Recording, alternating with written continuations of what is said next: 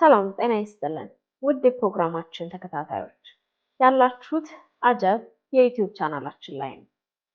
በዛሬው ዝግጅታችን የእስልምና ማዕከል ስለሆነው ስለ ካዕባ አስደናቂ ታሪክ እናስቃኛችኋለን። እስከ ፕሮግራማችን ፍጻሜ ድረስ አብራችሁን ትሆኑ ዘንድ የአክብሮት ግብዣችን ነው።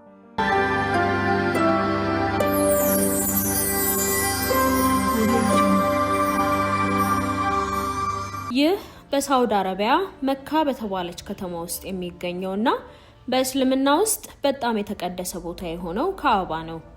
በየቀኑ በመቶ ሚሊዮኖች የሚቆጠሩ ሙስሊሞች ለጸሎት ፊታቸውን ወደ ካዕባ ያዞራሉ። የሆቴል ክፍሎች በጣሪያቸው ላይ ወደዛ የሚያመለክቱ ቀስቶች አሏቸው። ነገስታትና መሪዎች ካዕባን በቁጥጥራቸው ስር ለማድረግ ለበርካታ ዓመታት ተዋግተዋል። ግን ካዕባ ምንድን ነው? በእስልምና ውስጥ በጣም አስፈላጊ የሚያደርገው ነገርስ? ምንም እንኳን ካዕባ የሚለው የአረበኛ ቃል ኪዩቢክ ወይም አራት ማዕዘን ማለት ቢሆንም ህንፃው ራሱ ግን በትክክል አራት ማዕዘን አይደለም። ቁመቱ 15 ሜትር፣ ስፋቱ ደግሞ 12 ሜትር ያህል ነው። ይህም ማለት ከስፋቱ የበለጠ ረጅም ነው። ጎኖቹም እኩል ስፋት ያላቸው ባይሆኑም ነገር ግን በጣም ተቀራራቢ ናቸው። ህንፃው የተሰራው በሞርታር ከተጣበቀ መደበኛ ያልሆነ ቅርጽ ካለው የግራናይት ድንጋይ ሲሆን ጠፍጣፋው የእንጨት ጣሪያ ደግሞ በብረት የተሸፈነ ነው። እንደሚታወቀው በመካ ውስጥ ብዙም ዝናብ አይዘንብም። ነገር ግን በሚዘንብበት ጊዜ በማንኛውም ህንፃ ላይ ያለው ጠፍጣፋ ጣሪያ ለጎርፍ የተጋለጠ ነው። ስለዚህ በ1600ዎቹ በሰሜን ምዕራብ በኩል ወርቃማው የዝናብ ማውረጃ አሸንዳ ተሰርቷል። በመላው ዓለም ያሉ ሙስሊሞች የዕለቱን ሰላት ሲሰግዱ ፊታቸውን ወደ ካዕባ አቅጣጫ ያዞራሉ። የሶላቱ አቅጣጫ ቂብላ የሚባል ሲሆን ትርጉሙም አቅጣጫ ማለት ነው። እናም በዓለም ዙሪያ ባሉ መስጊዶች ውስጥ ግድግዳ ላይ ባለው ምሕራብ በሚባል ጎጆ ምልክት ይደረግበታል። ሙስሊሞች በአካልና በገንዘብ አቅም ካላቸው በህይወት ዘመናቸው ቢያንስ አንድ ጊዜ ለሐጅ ወደ መካ ጉዞ ማድረግ ይጠበቅባቸዋል። ከሐጅ ውጪ በሚሊዮን የሚቆጠሩ የእምነቱ ተከታዮች ኡምራ ለማከናወን በየዓመቱ ወደ መካ ይጓዛሉ። በፍላጎት የሚደረግ ቢሆንም ግን ጠቃሚ የሆነ የሐጅ ክፍል ነው። ካዕባ የሚገኘው መስጂድ አልሐራም በሚባል ትልቅ መስጊድ ውስጥ ነው። ይህ ህንፃ ለብዙ ዘመናት ድጋሚ ተገንብቷል፣ ታድሷል፣ ተስፋፍቷል። የቅርብ ጊዜ የማስፋፊያ ፕሮጀክት የተካሄደው እንደ አውሮፓውያን አቆጣጠር በ2008 እና በ2023 መካከል ሲሆን መስጊዱ በአንድ ጊዜ እስከ 3 ሚሊዮን ጎብኚዎችን እንዲያስተናግድ አስችሎታል። በካዕባ ዙሪያ ያለው የመስጂድ አልሐራም ክፍል ማታፍ ይባላል። ትርጉሙም የተዋፍ ቦታ ማለት ነው። ተዋፍ የሐጅ ጉዞ ቁልፍ አካል ሲሆን በካዕባ በተቃራኒ አቅጣጫ 7 ጊዜ በመዞር የሚደረግ የአምልኮ ስርዓት ነው። የሐጅ ተጓዦች ሐጅ ለመጀመር ያላቸውን ፍላጎት ለማመልከት ወደ መስጂድ አልሐራም ሲገቡ ተዋፍ ማድረግ አለባቸው። ከዚያም በሐጅ ጉዟቸው ወቅት ቢያንስ ለተጨማሪ 2 ጊዜ መዞር ይኖርባቸዋል። አንድ ጊዜ ዲያብሎስን በድንጋይ ለመውገር ወደ ሚና አካባቢ ከመጓዛቸው በፊትና አንድ ጊዜ ደግሞ ሐጃቸውን ለመጨረስ እንደ ስንብት ያከናውናሉ። ከካዕባ ዋነኛ ነገሮች አንዱ በቀጥታ ከካዕባ ምስራቃዊ ጥግ ጋር በተያያዘ የብር መያዣ ውስጥ የተቀመጠው ጥቁር ድንጋይ ነው። አንዳንድ ሊቃውንት ይህ ጥቁር ድንጋይ ከሌላ ፕላኔት የወደቀ እንደሆነና ከእስልምና በፊት በተከታታይ ከነበሩት የአረብ መቅደሶች ጋር እንደሚያያዝ ሲናገሩ፣ ሙስሊሞች ግን ከአደምና ከሐዋ ጋር ያገናኙታል። በዚህ ትርክት መሰረት አደምና ሐዋ ከጀነት ሲወጡ ተጠፋፍተው ስለነበር ድጋሚ እንዲገናኙ ለመርዳት ድንጋዩ ከሰማይ የተጣለ ሲሆን ከተገናኙ በኋላ በወደቀው ድንጋይ ዙሪያ ለአላህ የመጀመሪያውን መሰዊያ እንደሰሩ ይታመናል። ይህ ድንጋይ በታሪክ ውስጥ በተደጋጋሚ ተሰባብሯል። መጀመሪያ በ683 ዓመተ ምህረት ተጎድቷል። ከዚያም እንደገና ድንጋዩን ከ100 ዓመታት በላይ ይዞት በቆየው ቃርማቲያን በሚባል ሙስሊም በተሰረቀበት ወቅት ድጋሚ ከተገኘ በኋላ አንድ ላይ በሲሚንቶ ተጣብቆ አሁን ወዳለበት ቦታ ተመለሰ። ጥቁሩን ድንጋይ ለመንካት ወይም ለመሳም ለመቅረብ ለሚፈልጉ ጎብኚዎችና ሐጅ አድራጊዎች አስፈላጊ ቦታ ነው። ሌላው ቀርቶ በድሮ ጊዜ የሐጅ ተጓዦች ለጉዟቸው ምስክር ይሆን ዘንድ ግንባራቸውን ጥቁር ጠባሳ እስኪያወጣ ድረስ ከጥቁሩ ድንጋይ ጋር ደጋግመው ያጋጩት እንደነበር የሚናገሩ አፈ ታሪኮች አሉ። ምንም እንኳን አንዳንድ የሙስሊም የሃይማኖት ሊቃውንት በጥቁሩ ድንጋይ ላይ ይህን ያህል የትኩረት ደረጃ መሰጠቱን ቢጠራጠሩም አብዛኛዎቹ የሃይማኖት ሊቃውንት ይህ ካዕባን ወይም ጥቁሩን ድንጋይ ማምለክ ሳይሆን ፈጣሪን የማምለኪያ መንገድ እንደሆነ ያብራራሉ። ለተዋፍ ተምሳሌታዊነት የተለያዩ ማብራሪያዎች አሉ። አንዳንዶች ፍጥረት ሁሉ በፈጣሪ ዙሪያ እንዴት እንደሚሽከረከሩ ያሳያል ሲሉ፣ ሌሎች ደግሞ በፀሐይ ዙሪያ ያለውን የምድር ምህዋር ያንጸባርቃል ይላሉ። 7 ቁጥር ራሱ በእስልምና ውስጥ ከሰባቱ ሰማያት ጽንሰ ሐሳብ ጋር የተገናኘ ሲሆን አንዳንድ ጊዜ ፍጹምነትን ወይም ምሉዕነትን የሚወክል ቁጥር ተደርጎ ይታያል። የሆነ ሆኖ ሙስሊሞች ብዙውን ጊዜ ካዕባን 7 ጊዜ የሚዞሩት ለምንድን ነው ለሚለው ጥያቄ ቀጥተኛ ምላሽ አላቸው። ይኸውም አላህ ስላዘዘውና ነብዩ መሐመድም እንዲሁ ስላደረጉ ነው የሚል። ሐጅ አድራጊዎቹ በካዕባ ተቃራኒ አቅጣጫ ሲዞሩ በጥቁሩ ድንጋይና በበሮቹ መካከል በብዙ ጠቃሚ ሂደቶች ውስጥ ያልፋሉ። ለምሳሌ ሙልታዛም ወይም የተጣበቀበት ቦታ በመባል በሚታወቀው ቦታ ያልፋሉ። ዱዓ የሚባል ጸሎት ያደርጋሉ። እናም በሚጸልዩበት ጊዜ እጆቻቸውን፣ ደረታቸውንና ጉንጮቻቸውን በካዕባ ግድግዳ ላይ ለመጫን ይሞክራሉ። ከመሬት ከፍ ብሎ በ2 ሜትር ርቀት ላይ በወርቅ ያጌጡ በሮች አሉ። በሩ ማንም ሰው ያለ ደረጃ ሊደርስበት የማይችልና ከፍ ያለ ቢሆንም ነገር ግን አስፈላጊ ሆኖ ሲገኝ ተንቀሳቃሽ ደረጃዎችን መዘርጋት ይቻላል። የካዕባ ውስጠኛው ክፍል ከአንዳንድ ታዋቂ ሰዎች፣ የሃይማኖት ሊቃውንትና የጥገና ሰራተኞች በስተቀር ለሁሉም ሰው የተከለከለ በመሆኑ ለሐጅ አድራጊዎችም ክፍት አይደለም። ውስጡ ጣሪያውን ደግፈው ከያዙት 3 የእንጨት ምሰሶች፣ ከዕቃ ማስቀመጫ መደርደሪያና በአዕማዶቹ መካከል ከተሰቀሉት መብራቶችና የዕጣን ማጨሻዎች በስተቀር ባዶ ነው። የዕቃ መደርደሪያው ካዕባው በየዓመቱ ከታጠበ በኋላ የሚጨሱ ዕጣኖችን፣ ሽቶዎችንና ሌሎች ጥሩ መዓዛ ያላቸውን ዘይቶች ይይዛል። በተጨማሪም ወደ ጣሪያው የሚወስደው መሰላል በዋነኝነት የሚያጌጥበትን ቂስዋ የሚባለውን ጨርቅ ለማጽዳትና በሌላ ለመተካት የሚያገለግል ነው። ሌላው የሚነሳው ጥያቄ በካዕባ ውስጥ የዕለት ተዕለት የአምልኮ ስርዓቶችን ማከናወን ይፈቀዳል ወይ የሚለው ነው። በዚህ ዙሪያ የሃይማኖቱ ምሁራን የተለያዩ ሐሳቦችን በማንሳት ይከራከራሉ። አንዳንዶች የተፈቀደ ነው ሲሉ፣ ሌሎች ደግሞ በምንጸልይበት ጊዜ ቢያንስ ለተወሰነው የካዕባ ክፍል ጀርባችንን ስለምንሰጥ ተቀባይነት የለውም ብለው ይከራከራሉ። ሐጅ አድራጊዎች በሩን ካለፉ በኋላ በቀኝ በኩል የኢብራሂም ጣቢያ የሚባል የብረትና የመስታወት ሳጥን የሚያገኙ ሲሆን ይህ የኢብራሂም የእግር አሻራ እንዳለበት የሚታመነውን ድንጋይ የያዘ ነው።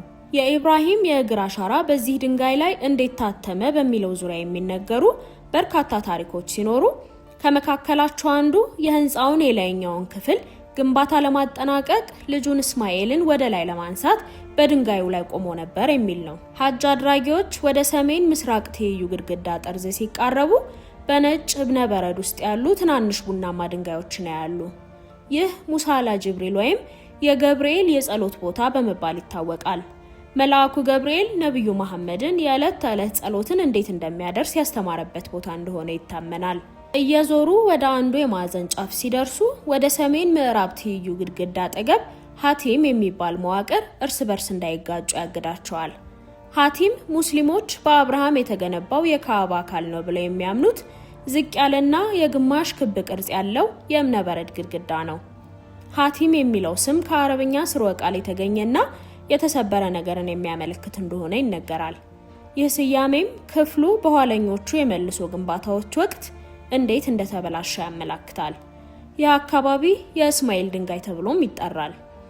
ብዙ ሰዎች ይህ ስያሜ የተሰጠው ኢብራሂም እዚህ ለእስማኤልና ለአጋር መታሰቢያ ገንብቷል ተብሎ ስለሚታመንና በታሪክ የካዕባ አካል ስለሆነ ነው ይላሉ። የሐጅ ተጓዦች በተዋፍ ወቅት ወደዚህ አካባቢ መግባት የለባቸውም። አካባቢው ግን በእስልምና ታሪክና በመሐመድ ሕይወት ውስጥ ካሉ አስፈላጊ ክስተቶች ጋር የተገናኘ ነው። ስለዚህ ሐጅ አድራጊዎች ብዙውን ጊዜ የምህረት ደጅ ተብሎ ከሚጠራው ከላይ ከተጠቀሰው የዝናብ ማውረጃ በታች ወደ ውስጥ ገብተው ለመጸለይ ይሞክራሉ። ከላይ ከቱቦ የሚወርደው ውሃ ወደ ታች ሲደርስ ተጨማሪ በረከቶችን ይይዛል ተብሎ ይታመናል። የተቀሩት 2 ጎኖች ምንም የተለየ አገልግሎት የላቸውም። ተዋፍ የሚያደርጉ ሰዎች በሚቀጥለው ዙር ጥቁሩን ድንጋይ ለመንካት ተስፋ በማድረግ ይህንን ቦታ ወደ ህንጻው ለመቅረብ ሊጠቀሙበት ይችላሉ። ካዕባ ራሱ በአንጻራዊ ሁኔታ መጠነኛ ህንጻ ቢመስልም ነገር ግን ብዙውን ጊዜ ቂስዋ በሚባል ጨርቅ ያጌጠ ስለሆነ ብዙ ሰዎች ህንጻ ብቻ አድርገው አያዩትም። ምንም እንኳን አሁን ላይ ቂስዋ በአብዛኛው በወርቅ ጥልፍ የተጠለፈ ጥቁር ጨርቅ ቢሆንም ቀደም ባሉት ጊዜያት ግን ቀይ፣ ነጭና አረንጓዴን ጨምሮ ከተለያዩ ቀለማት ይዘጋጅ ነበር። ጥልፉ ዙሪያውን በቁርአን ጥቅሶችና ዲዛይኖች ያጌጠ ነው። በእያንዳንዱ የቂስዋ ማዕዘን ላይ የማዕዘኑ ስያሜ የተጠለፈበት ሜዳሊያ አለው። አንደኛው ማዕዘን የተሰየመው በጥቁሩ ድንጋይ ሲሆን የተቀሩት ሶስቱ ደግሞ በሚጠቁሙበት አካባቢ ስም ኢራቅ፣ ሌቫንትና የመን ተብለው ተሰይመዋል።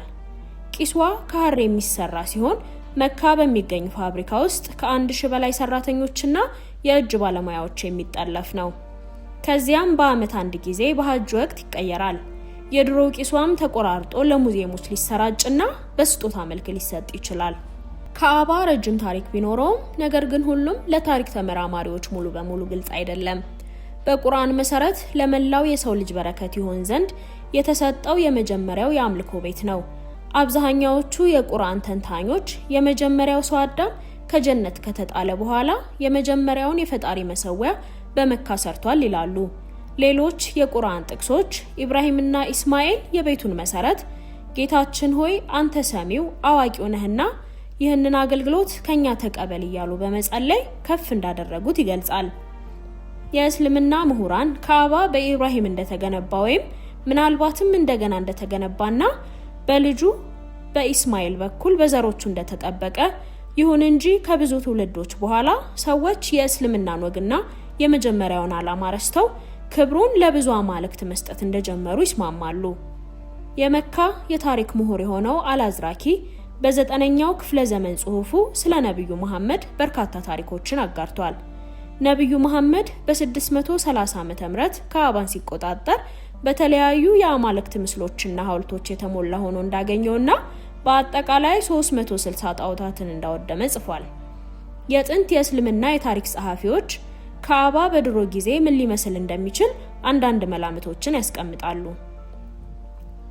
በ660 ዓመተ ምህረት አካባቢ እንደተጻፈ የሚነገር የኩስታን ዜና መዋዕል የተባለ የጥንት የክርስትና ጽሑፍ በመካ የሚገኘውን የአረብ የአምልኮ ስርዓት ቦታን የአብርሃም ድንኳን ሲል ገልጸዋል። ይህ ስያሜ የካዕባን እንደ ድንኳን ያለ መዋቅር ለመግለጽ ሊሆን ይችላል። አቡ ጃዕፈር የተባለው የመካው ምሁር ከኩስታን ዜና መዋዕል ከ100 ዓመታት ገደማ በኋላ በጻፈው ጽሑፉ በዘጸአት ታሪክ ውስጥ በእስራኤላውያን የተገነባውን ድንኳን ለመግለጽ የሚያገለግለውን ተመሳሳይ የአረበኛ ቃል በመጠቀም ካዕባን እንደ ድንኳን መግለጹ ይህንን መላምት የሚያጠናክር ይመስላል።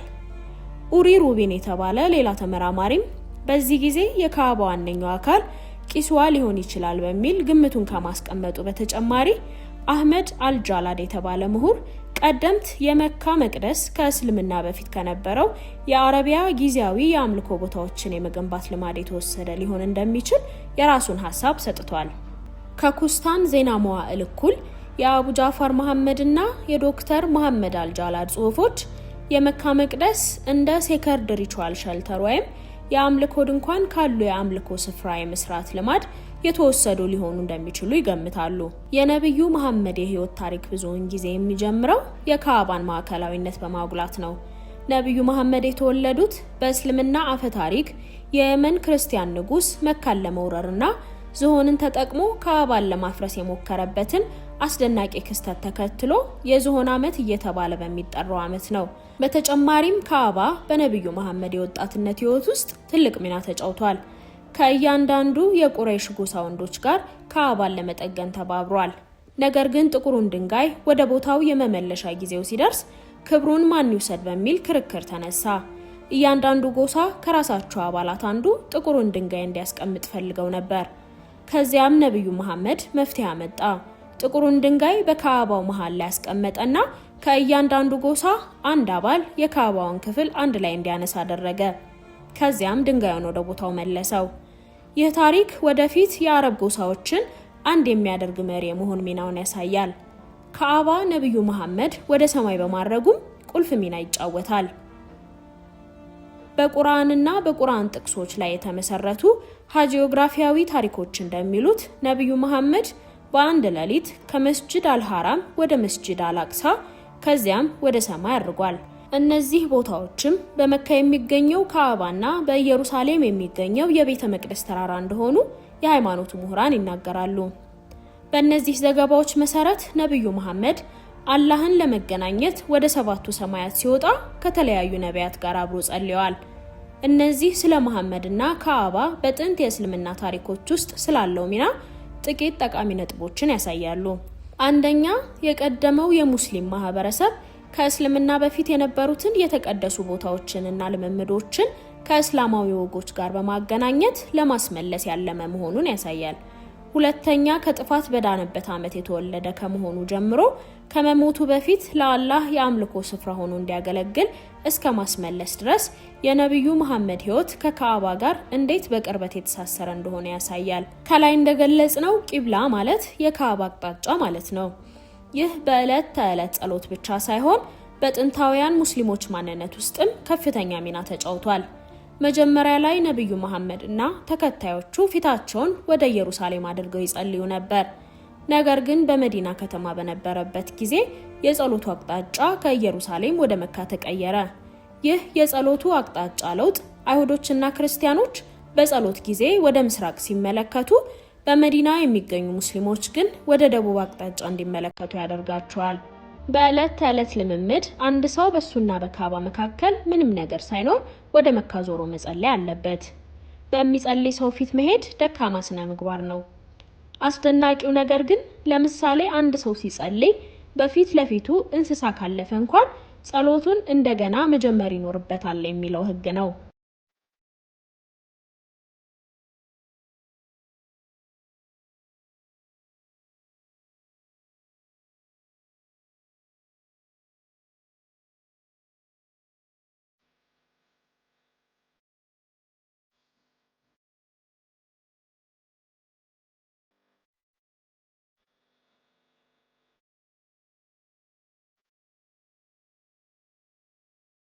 ውድ ተመልካቾቻችን ለዛሬ ያዘጋጀንላችሁ ፕሮግራም የተከታተላችሁትን ይመስል ነበር። ዝግጅታችንን ከወደዳችሁት እንደተለመደው ላይክ እና ሼር ማድረግ አትርሱ። ሐሳብ አስተያየቶቻችሁን ደግሞ በኮሜንት መስጫው ስር አጋሩ። በቀጣይ በአዲስ እና ለየት ያለ ፕሮግራም ተመልሰን እንገናኛለን። እስከዚያው ቻናላችንን ሰብስክራይብ እያደረጋችሁ ጠብቁን። ለዛሬ በዚያው አበቃ።